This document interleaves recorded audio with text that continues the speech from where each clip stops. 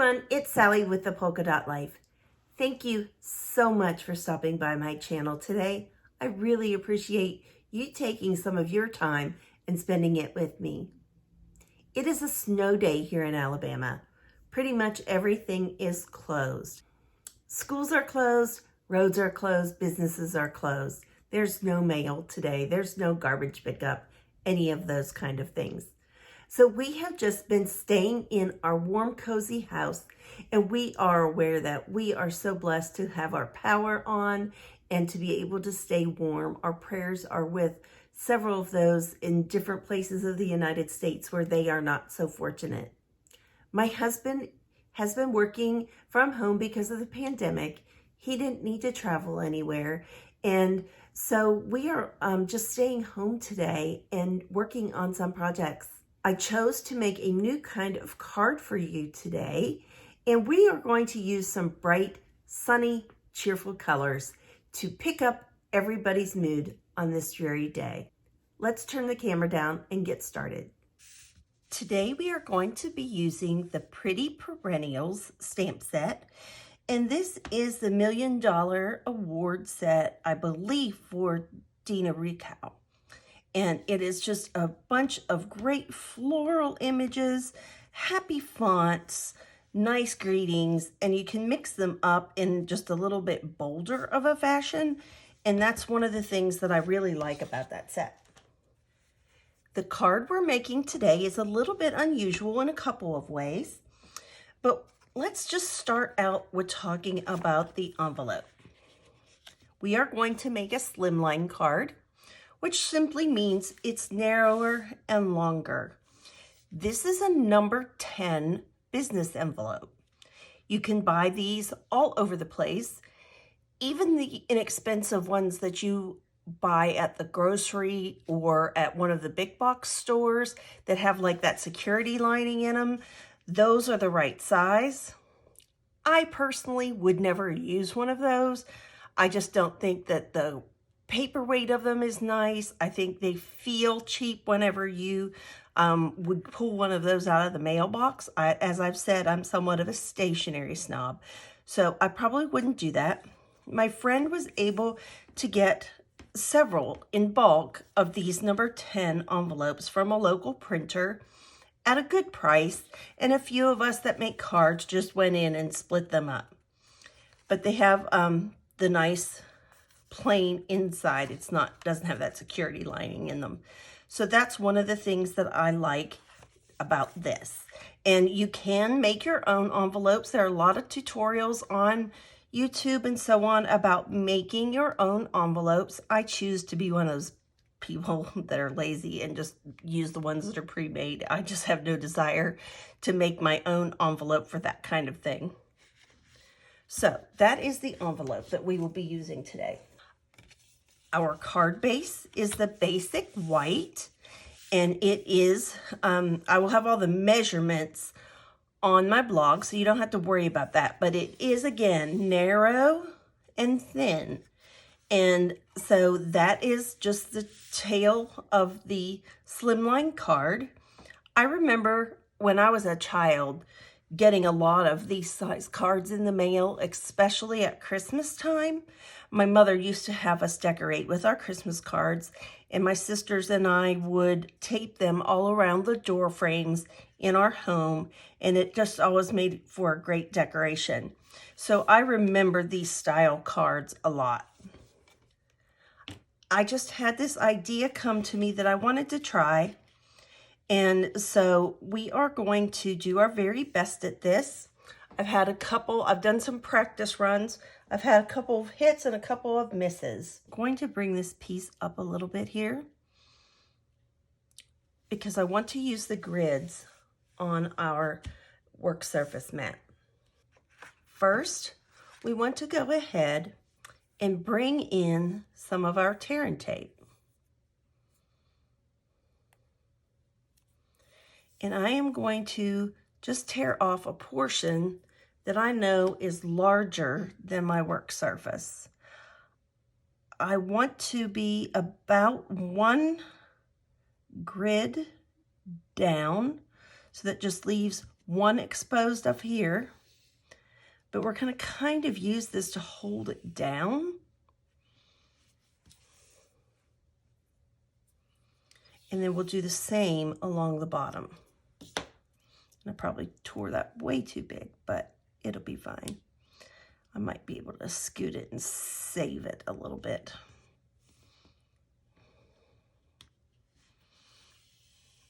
Now, you want to rub your finger or your bone folder along this tape because we want to make sure that that stays down. You want a nice seal on that paper. We no longer sell the embossing buddy, but I am going to use mine.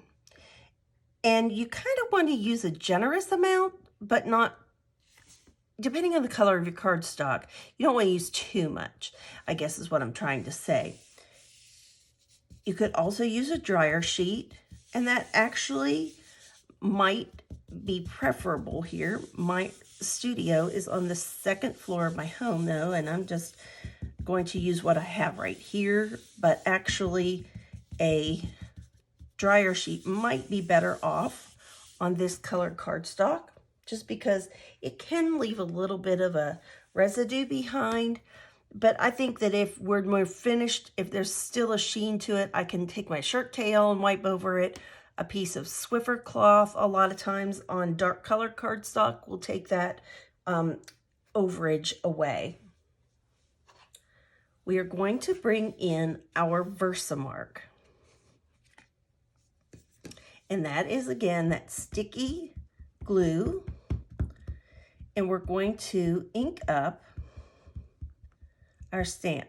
Now, my surface does have some give to it. If yours does not, you might want to go ahead and, before you get started, put something underneath here that has a little bit more cushion. And I do apologize because I am probably going to have to stick my head in the frame. And my hair appointment was canceled because we've had snow and ice and the schools were closed, so the salon has closed. And that's why I wanted to do some bright colors today. I needed just a little bit of cheery happiness. I did change my measurements, I will tell you that. So this might be too big. We'll just see how that plays out. We might have to do a little redo. And then I'm going to imagine that I have one here and just kind of put my finger here where it would be. And then I am going to add a second one. And I just want to make sure that that has a nice opportunity to get all that glue down. Trust me when I tell you, you might think there's no glue in this portion, but I tried that the other day and I thought that I was wrong and added some more and it just was too much. So I'm going to bring in my container and my white embossing powder. And you may want to take your pick tool or pair of scissors just to separate this tape. Take your backing off. We are going to use that as our agent to put some of our embossing on. We're going to have a little stripe on our card today.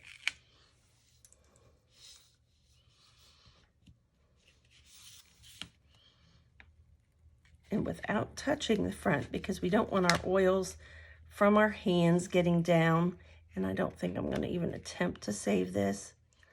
I'm just going to cut that and put it over here on my silicone mat because I know that I can get rid of it later. Actually, rubbing it along there just made it get off my fingers, and so I can just throw it in the trash can.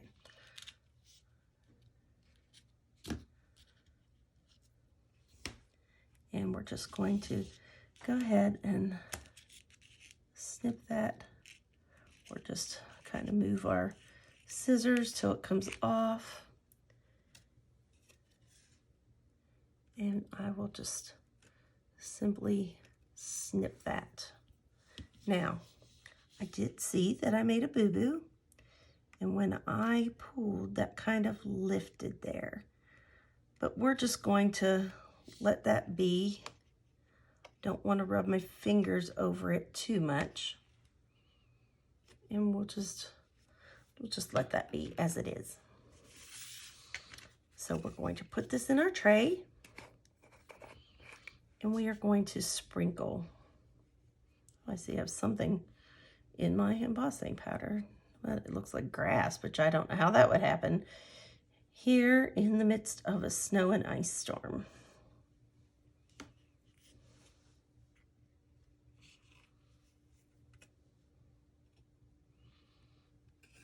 And then we're going to turn it around.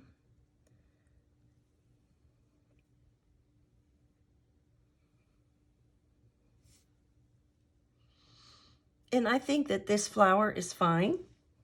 It's that kind of a, almost like a distinctive stamp look. And so I think it will be not a problem. We do want to just take a minute and tap, tap, tap lightly on our cardstock, making sure we don't let go of it. You also would want to have a brush for reasons like that. And I did find that I was happier. See how a little bit of that came off there? You have to be really careful not to get up into your tape.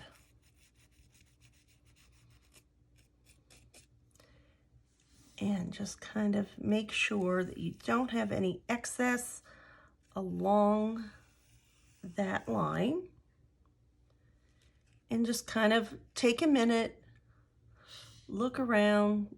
You have to outweigh the risk versus the reward on this one.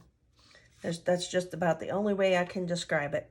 You want to keep a hold of your brush. You just might need it.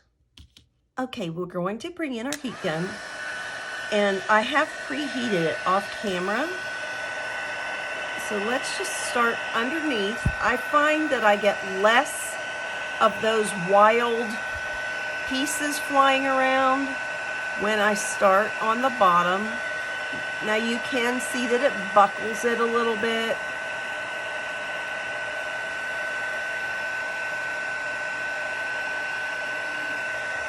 Now you can see that color start to turn. It's really pretty on this magenta. And we're just kind of going to go up to about where those flowers are. Say, trying to be careful, make sure you don't get burned.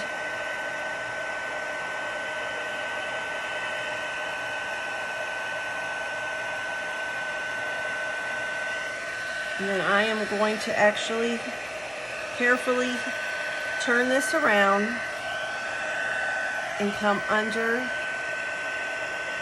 here.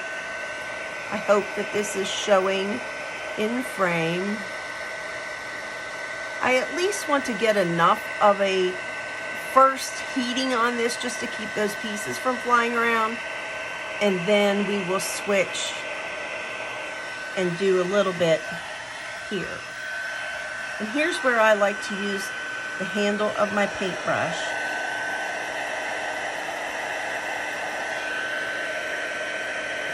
We don't want to burn our embossing powder, but we do want to make sure that it has had a chance to melt.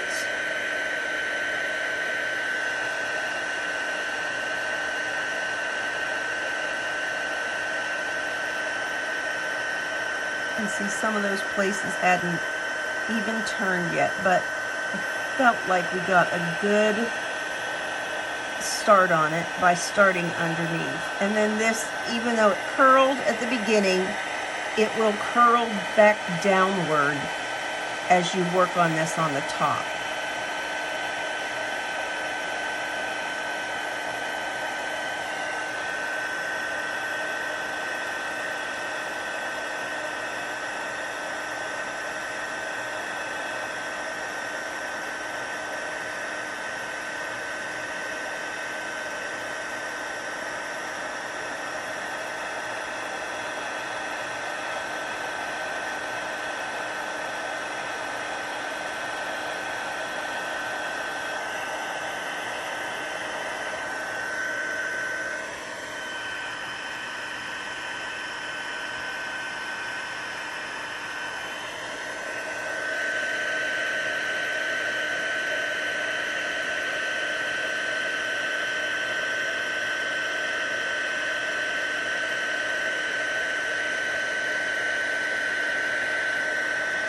get a little bit of a texture from that tearing tape.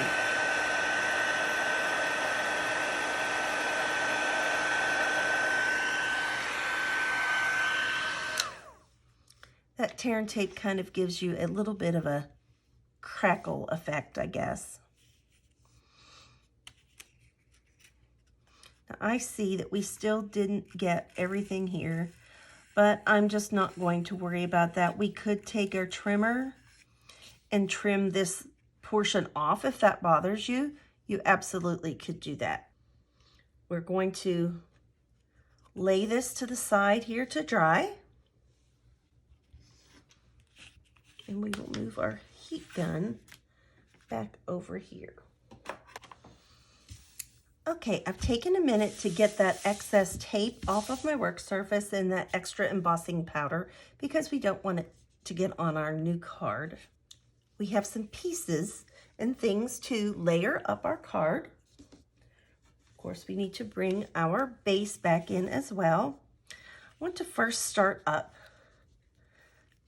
Let me just see, there is a little bit of that tape hanging out. I just thought it was a nice way to give a stripe to a card, and it gives it a little bit of a crackle finish, so that's kind of fun too. We're going to adhere our Magenta Madness layer onto our Granny Apple Green. I just think this makes such a fun combination. And your cardstock might be a little bit wonky from all of that heat embossing, so you just kind of want to hold on to it and smooth it from the center out. And that glue should hold it down there pretty well.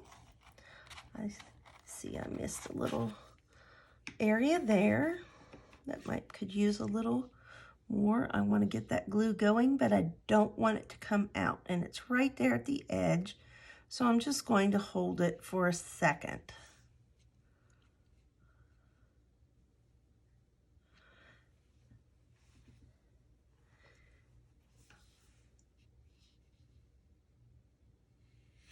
Super. All right. And then this one won't be as wonky since it was just fresh and it didn't have that heat going on the fibers.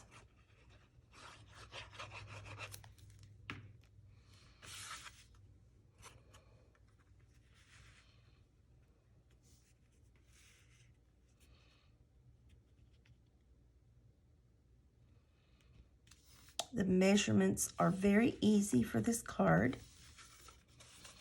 And again, I will have those all over on my blog post, and that'll be linked in the description below.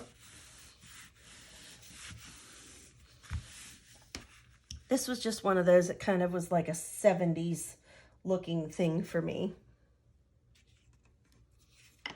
I have two other pieces, and we need our Label Me Lovely punch. And I just wanted a little white background to attach some things to. So, I think I want it this way. Yes, I do. So this is going to kind of finish it. Instead of it being a flower, it's going to be that tag. And I think I want to adhere that straight down.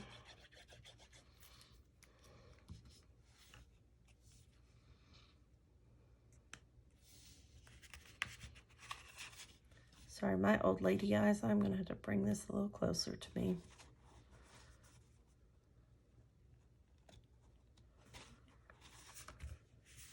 All right. Then we have this little strip that I've just used our punch and to flag the ends. If you don't have one of those punches, you can just do it with your snips. You just take your scissors and make a slit down this way, and you cut into that mark on each side, and then you know you will have a nice, neat flag. So I learned something new today, and that was that really I need to make sure my phone is on airplane mode because someone tried to call and I got some text messages and it stopped recording my video. So I didn't get to show you the last part of how we put this together. I simply took the Label Me Lovely punch and I used a piece of basic white cardstock and cut out a base here to put my greeting on. And here's how I got that way. This was the first one that I made, and I had measured incorrectly, and I cut it a little bit short, but I didn't want to throw it away, and so I went ahead and made the card as a practice. And I had actually stamped another flower here, and I didn't like the way it turned out, but I didn't want to waste everything. So I took that label and wanted something to ground my greeting to. So I put that piece of basic white cardstock down. I flagged just a little piece to stamp my birthday in Magenta Madness. I used the white embossing powder and stamped the word happy, and I just fussy cut that around there. There's no die for that. I just went ahead and did that. I added a piece of this Magenta Madness ribbon in just a simple knot and the Artistry Blooms sequence.